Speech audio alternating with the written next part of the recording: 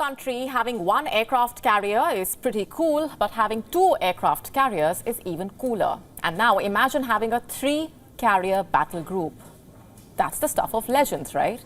Any country that has three or more aircraft carriers can easily be called a dominant naval force. And right now, there is only one so-called dominant naval force, and that's the United States of America. It has 11 aircraft carriers. Every other country that has aircraft carriers has one or two of them. India is all set to have a third aircraft carrier very soon. And if you thought that was a great achievement, here's more. They are going to be manufactured fully in India.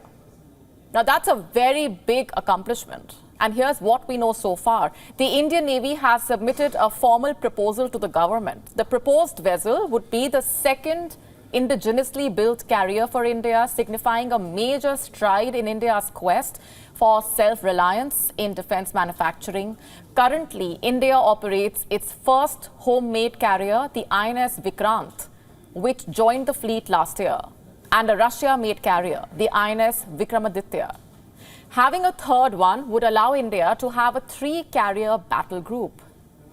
It would be a show of strength for the Indian Navy in the Indian Ocean, especially at a time when the Chinese People's Liberation Army Navy is increasingly marking its presence in the region. And for decades, India's defense policy focused on land borders. And now, as India's global ambitions expand, it has started flexing its naval power in international waters. India is carrying out more warship patrols than ever before amid growing concerns over Chinese aggression in the high seas. Indian defense analysts believe that this new aircraft carrier is crucial for India's ambitions of becoming the dominant power in the Indian Ocean region. A strong naval presence with robust carrier capabilities will be key in achieving this goal. You see, India's defense manufacturing capabilities have developed significantly over the past few years, and that's because of this. It's because of this progress that in September 2022, India commissioned the first indigenously designed and built aircraft carrier, INS Vikrant. It marked a significant milestone in the country's commitment to self-reliance. The proposed carrier is expected to be similar to the INS Vikrant in its core design. However, it will likely incorporate improvements so as to accommodate larger aircraft on its lifts. Additionally, the design might be adapted to facilitate the operation of high-altitude, long-endurance, unmanned aerial vehicles in the future. All that's waiting is the government's decision on the proposal. And if approved, this project would represent a substantial investment in boosting India's naval power. It will help India protect its 7,500-kilometer coastline and operate hundreds of kilometers away from its shores in the high seas. This would make India a truly blue water navy. Considering the fact that over 90% of India's trade by volume is seaborne, the Indian Navy needs to assert itself in the Indian Ocean. After all, India's strategic interests depend on several countries dotting these shipping lanes, be it Straits of Malacca, Hormuz, Bab el-Mandeb, or South China Sea.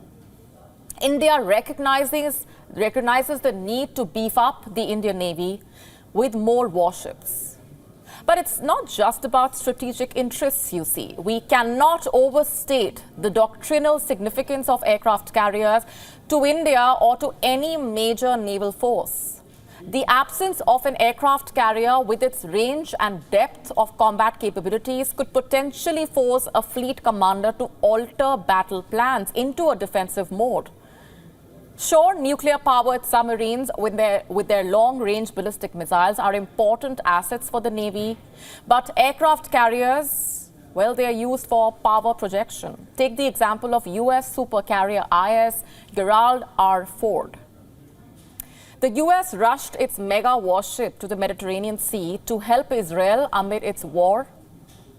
It is no wonder that the former U.S. Secretary of State called an aircraft carrier 100,000 tons of diplomacy.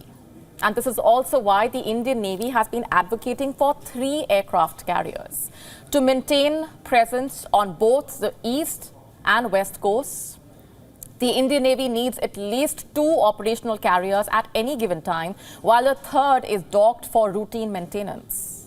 And what this allows is having 2 carrier battle groups comprising of destroyers, anti-submarine vessels, submarines. Having 3 carrier battle groups would not only boost India's capabilities, it is important given China's expansionist plans in the Indian Ocean.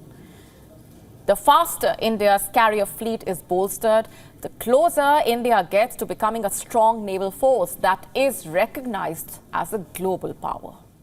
To stay up to speed with the latest news, download the WION app and subscribe to our YouTube channel.